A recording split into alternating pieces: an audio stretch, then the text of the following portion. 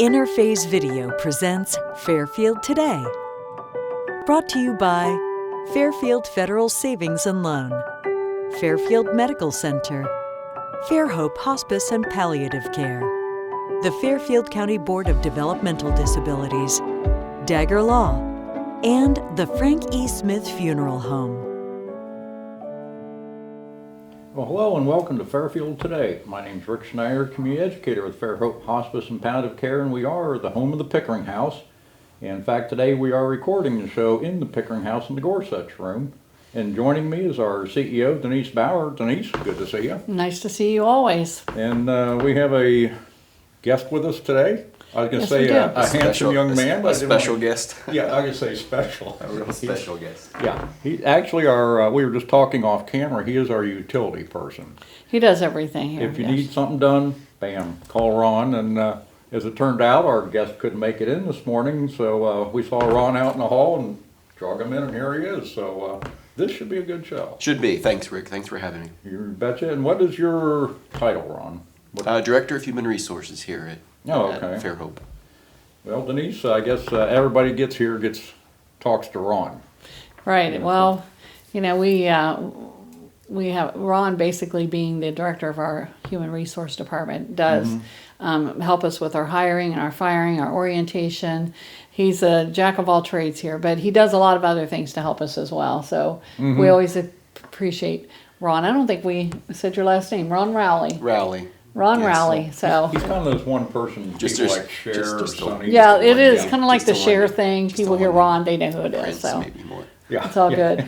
good. Well, it's like Ron told me one time, if you need help, just call in the right-hander. That's you right. know, and anybody knows baseball knows what that is.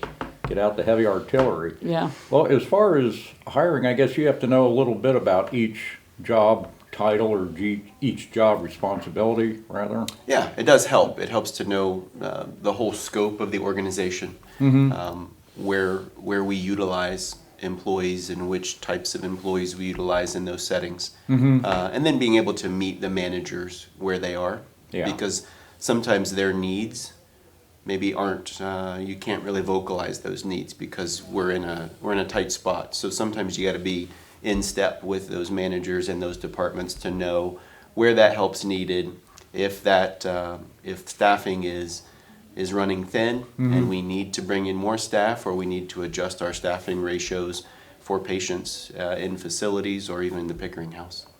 And you know, Denise, hospice is, since I've been here, I've learned an awful lot, and it is very unique. So much of it is emotional or mental. It is good to have abilities, but our hospice staff has to have empathy and some feeling inside. Right. Well, we do look for that compassionate, mission-driven heart, really, when we hire people.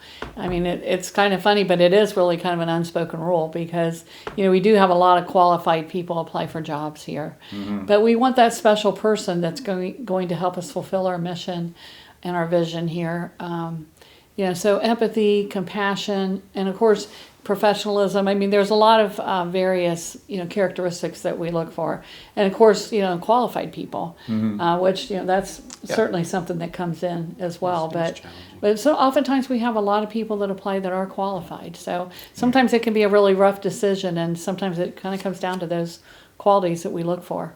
Yeah, just saying you stayed at a Holiday Inn doesn't quite push you in, Doesn't get you the end that you It need. does show you have some intelligence, That's right. That's right. Yeah, Ron, I guess when you're interviewing, you really have to almost look at some body language while you're kind of processing what's going on. Sure. Yeah, I mean, you're looking at the whole applicant, and we like to interview multiple times. So if we have a position, we'll have maybe the manager and myself interview, and then we'll have staff interview along with the manager to kind of get that feel, to make sure that fit is correct. Yeah. And by no means do we rush through that employment process. It's an important process because getting that right person at the right time is our goal. Yeah. And sometimes that process takes a little longer. Others times they come right in and fall into our lap, and it's a it. and you just know. Yeah. So. Well, it's as far as nursing. I know there's LPNs and RNs. My wife being an LPN for years, we always thought it was low-paid nurse, but I guess it's licensed practical nurse. There you go. That's a whole nother story. But what are the different nursing credentials, I guess, that we look for? So we hire state-tested nursing assistants here at Fairhope, and we do that for a couple of reasons. One, the certification we feel is important.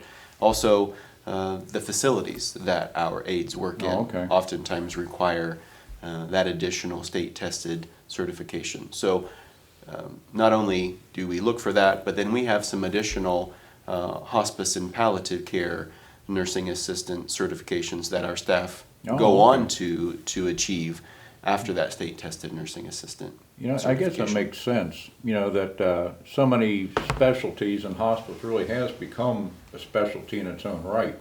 You know, I guess initially we were just a nice idea, you know, years ago, and it's evolved.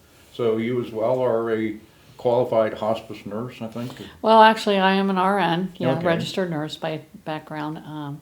But, you know, we do have licensed practical nurses. We have nurse practitioners that work with our palliative program. So we have a lot of different, and then I think Ron talked a little bit about the nursing assistants. So we have a lot of different roles of nursing in Fairhope. But yeah, it's, it's, one of the major core staff that we have to provide is the case manager nurse that coordinates the care for the hospice patients. So that's kind of a key person right there. But yeah, between the home side and the Pickering house, we have a lot of staff in the nursing department. Yeah, and you have the credential with CHPN, is that? Yeah, that's a certification. That's a National Hospice and Palliative Care Certification, and it's a national test that we sit for. And then we keep up those credentials. So we actually, through nursing at the national level, they do have a certification for the registered nurse, and that's where my credentials fall in there. They had one for an LPN. They discontinued it, but they are bringing that back. They have one for nursing assistants, which, I'm very proud to say we have a lot of nursing assistants and nurses that have those credentials. The other thing, as far as credentials go, the other group that have that credentialing is our physicians. Oh, okay. And so we have physicians that have their board certification in hospice and palliative care, which I think speaks volumes to the commitment of our doctors as well. Yeah, I guess in the hiring process, do you do much involved with the doctors? We don't hire them necessarily as far as a job applicant, but I guess we review their abilities or their specialties or something. Yeah, I mean the last physician that we brought on board, very much involved once Denise and Kristen had talked to them and found that they were the right fit. There's a lot of credentialing behind the scenes that needs to go on so that their privileges are up to date in the facilities that we're in. Yeah. So yeah, there is, I mean, on all of those clinical levels, there's a lot of work that goes on behind the scenes to make sure that that employee is stepping into that right position at the right time and has the certifications and the credentials to be successful. And really something I hadn't thought of as far as they're not just working for us. Our staff go into homes, they go into other facilities, hospitals, nursing homes, assisted livings. There's a lot of people we have to respect, if you want to call it that. Absolutely. Get in line and follow. We do need certain qualifications to do certain things. So I guess, is it being a personnel manager, is that a 4-year degree? It sounds to me like we're getting into 6-year degrees. It is currently. It is, and there are other specifications that you can go on and get additional certifications. So yeah, I guess you probably sounds obvious, but you would focus on medical as opposed to manufacturing or different things. I mean, there are different skill sets. Obviously, HR law is HR law. Yeah. Some different applications along the way, but for the most part, that skill set, all of those aspects, from employment through benefits, through employment law, all of those pieces are fairly universal across the board. Then there's some additional, specialties that you have to. Yeah.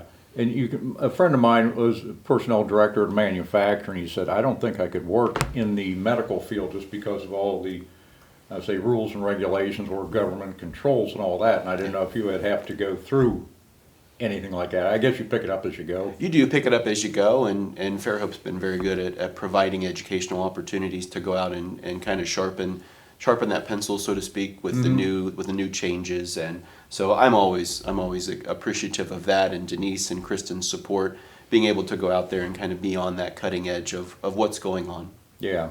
Well, Ron mentioned education, and we just happened to have a education day not too long ago. Yeah.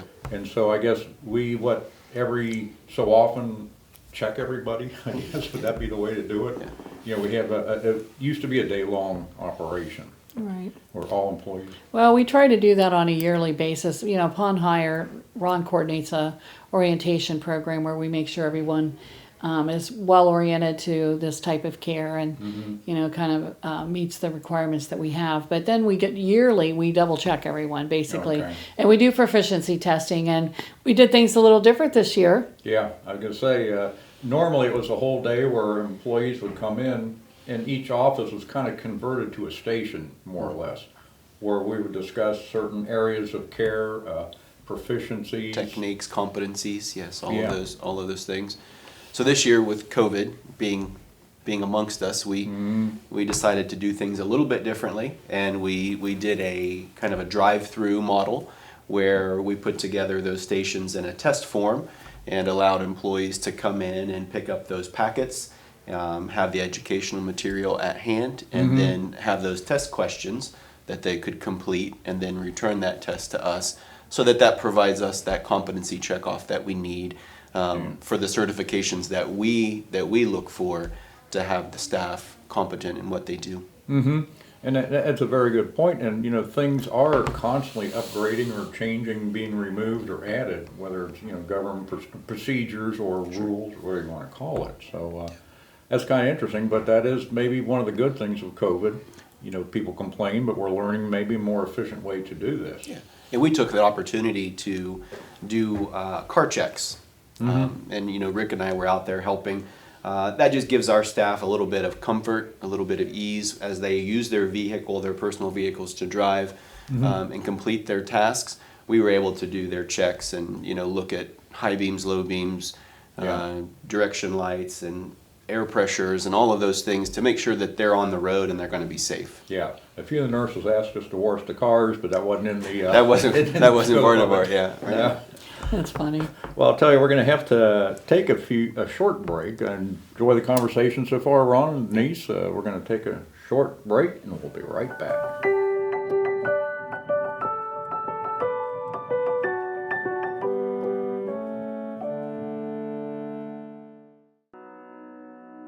The Frankie Smith Funeral Home and Crematory in Lancaster and the Johnson Smith Funeral Home in Baltimore have a long and wonderful history of serving our community.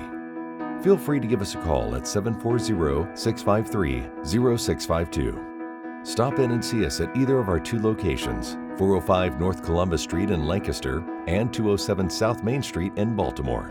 Respect for tradition, regard for change. Fairfield Federal. When it comes to our customers and our community, we go above and beyond to help. Our people make the difference. We were retiring from Tucson, Arizona, and we made a retirement trip out around Ohio, having decided that's where we wanted to be, and we came across this town called Lancaster, and we fell in love with the downtown area where the fountain is and the memorials and the flags and all this stuff, and I looked around and I said, there's our bank right there. There's something to be said about a community bank in your hometown. Right. If you live in the community, you should do business in the community as much as possible. So it makes sense to bank with the community bank where you live. Fairfield Federal is the bank to be at. If you live in this town, or any town actually, you want to bank at a local home bank. And the employees are happy here, they're conversant, customer service is through the roof. There's nothing more you could ask for. Personal or business banking, whatever you need, we take it seriously because we know you do. Stop by today at any of our 3 locations and see why the difference is clear. Fairfield Federal Savings and Loan specializes in banking that revolves around you. Member FDIC, Equal Housing Lender. Dagger Law has been part of the Lancaster community for more than 110 years. This is where we live and work. You'll see us at festivals, sporting events, and all around town. We consider our clients as friends, and we walk alongside you through challenging times. Whether you're a growing business, a changing family, facing litigation, planning your future, or dealing with land issues, we're right here. We are local. We are trusted. We are experienced. Dagger Law.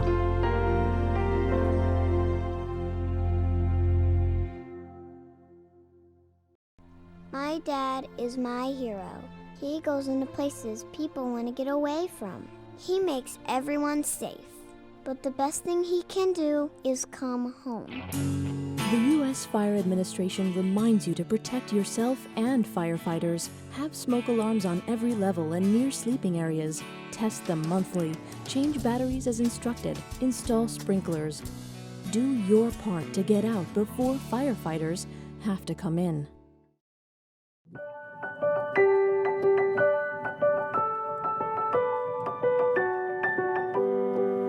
Hi, welcome back. My name is Rick Schneider, community educator with Fairhope Hospice and Palliative Care, and joining me is our CEO, Denise Bauer. Denise, good to see you again. Nice to see you. And our guest, Ron Rowley, Human Resources Director. Thank you, Rick. Nice to be here. Good to have you. And we were talking about how we had changed, in the first half, how we had changed our education day, where it used to be an all-day affair. People would come in and go through workstations to get reviewed in different areas, take proficiency testing and all that kind of stuff. And this time it was a little different. We had a drive-through. Mm-hmm. So was that a template somewhere, or did we kind of figure that out as we went? I think we kind of figured that out as we went. I mean, we've seen some ideas like that. We've used some other ideas. And we've been talking as a leadership team that how can we accomplish those goals but still be aware of that social distancing and the COVID issues that we experienced in 2020. Yeah. And I think that just meshes well. It fits well together. Staff get to see the folks that they need to see. They get the material that they need, and they get to be tested and provide that they're competent in that area. Yeah. And a lot of it, they were allowed to, take certain things at home and fill out forms, and it was, it really did make it more efficient for us. Sure did. For everybody involved. And I guess that is part of the, it may turn out to be a good thing in the long run. Maybe we'll retain part of that. Sure. If not all of it. And Denise, we've made quite a few adjustments like everybody in society has with the pandemic. Yes, we have. I mean, I know we've talked on our program before about some of the changes we've actually made in the Pickering House and such. But, another thing we've done is really just change our workplace and, how we can socially distance and, maintain safety for our staff. So we do have a lot of staff that are actually working from home as much as they can. And I know that's something that Ron's been very helpful as he's helped us develop a policy on that. But really, he's really helped guide a lot of our staff on, how can that work? What kind of things can we do?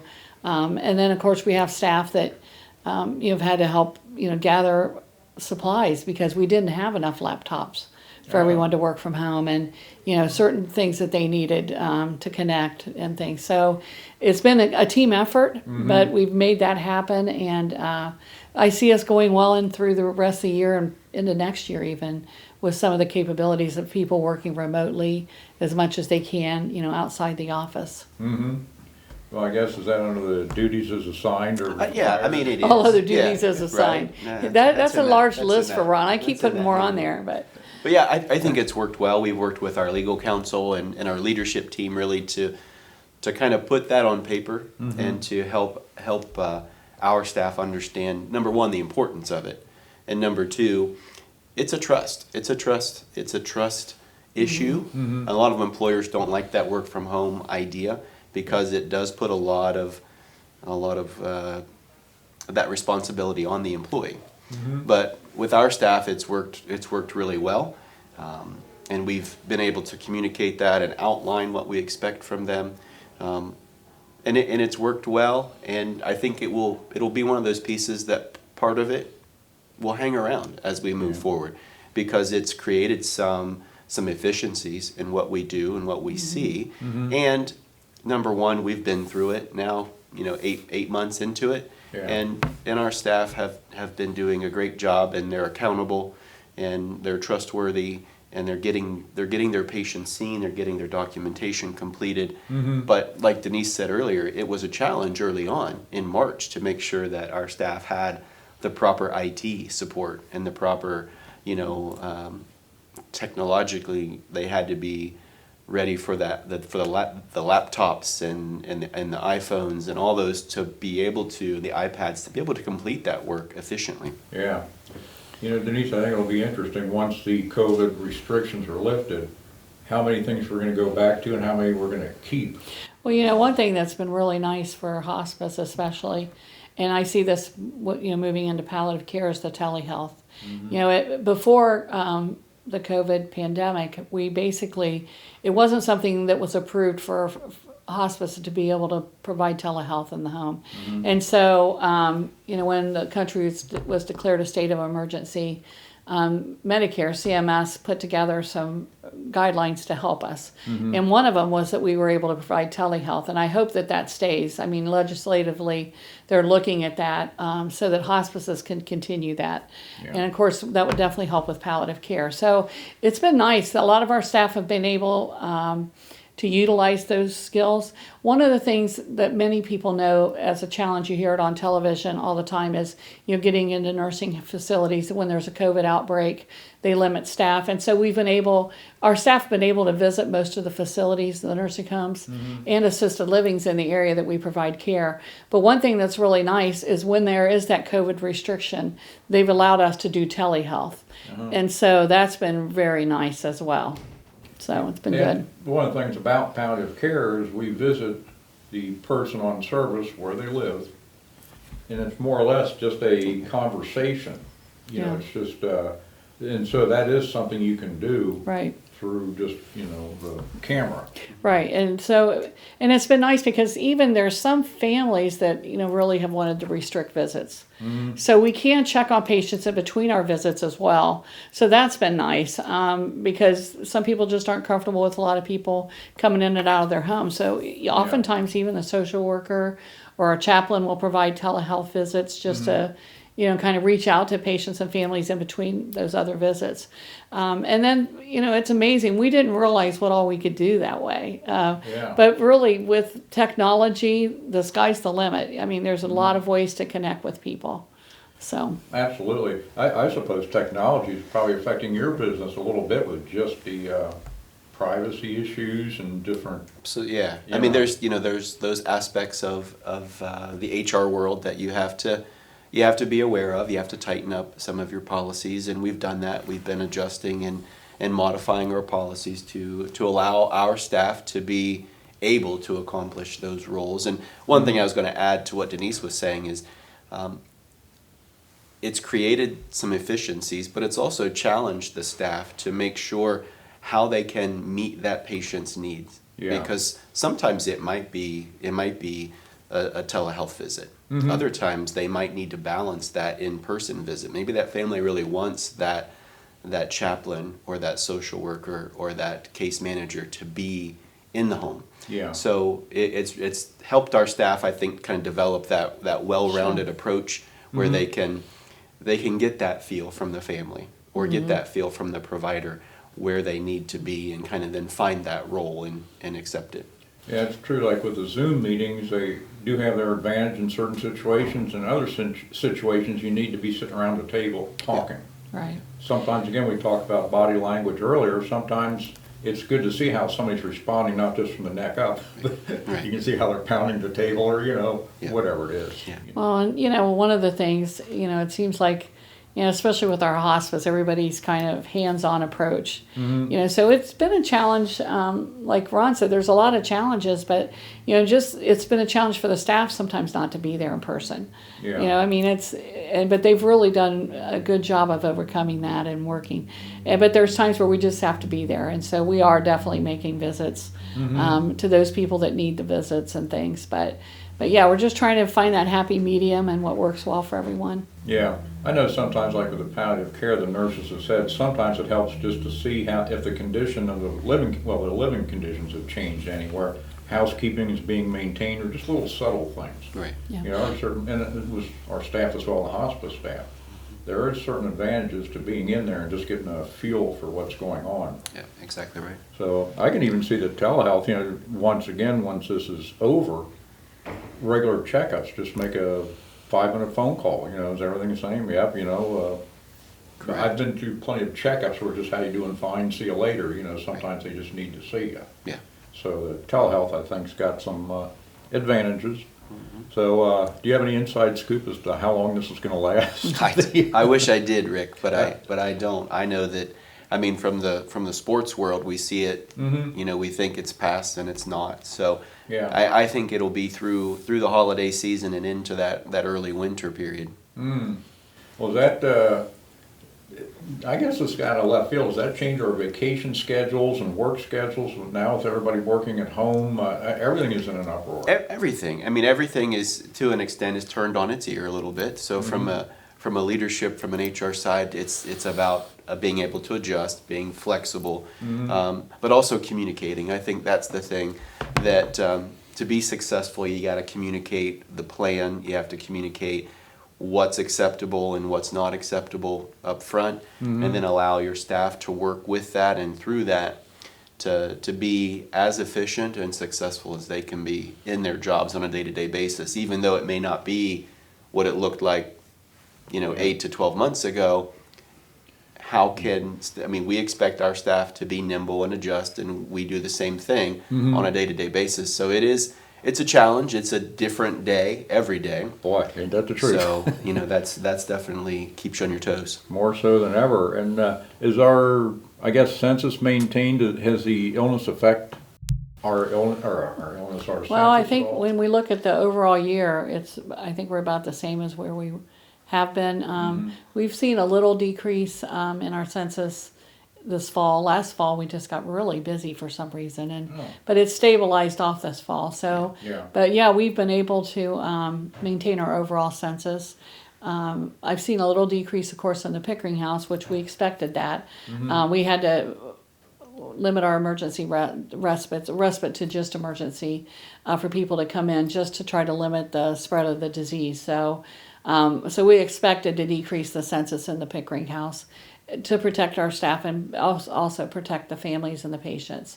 So that's something that, you know, we've seen a decrease in, but we were expecting that, so it's all good. Yeah. But communication is really important, like Ron said. You know, we've done a lot of things to communicate. One thing I really thank our physicians for helping us with, on Wednesday mornings we do a COVID update, and any staff, anyone can call in for that. And Dr. Varney's been on every week, and Dr. Singer's helped us, but Dr. Andrew Dag-Murray has also helped to update us with what's going on with the COVID situation in the hospital, especially where we see so many patients, and our patients come and go. And then Dr. Varney's a true expert in the county, being county coroner as well. He knows what's going on. So we have that expertise on our staff, and that's been helpful. So patient's family, I've got them on my mind. Staff can call in any time and check and just get updates, and then they're always open to ask questions or discuss concerns they have. And when we first started with this COVID, it was really important to have that time to communicate with staff. But we've continued that just about every Wednesday, and it's been very helpful. That's a good point. You know, we keep everybody abreast every week, because it does change, and you hear so much on the news you don't know what to believe. Right. So it does get interesting. It's ever changing. So that's about it for the show today. Ron Rowley, Human Resources Director. Appreciate you being on. Not a problem. Thanks for having me, Rick. Very informative. You seem to know what you're doing. I try. That's right. I try. It's good to have somebody. I try.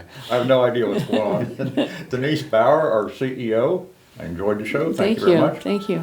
And I'd like to remind everybody to celebrate life. Interphase Video presents Fairfield Today. Brought to you by Fairfield Federal Savings and Loan, Fairfield Medical Center, Fairhope Hospice and Palliative Care, the Fairfield County Board of Developmental Disabilities, Dagger Law, and the Frank E. Smith Funeral Home.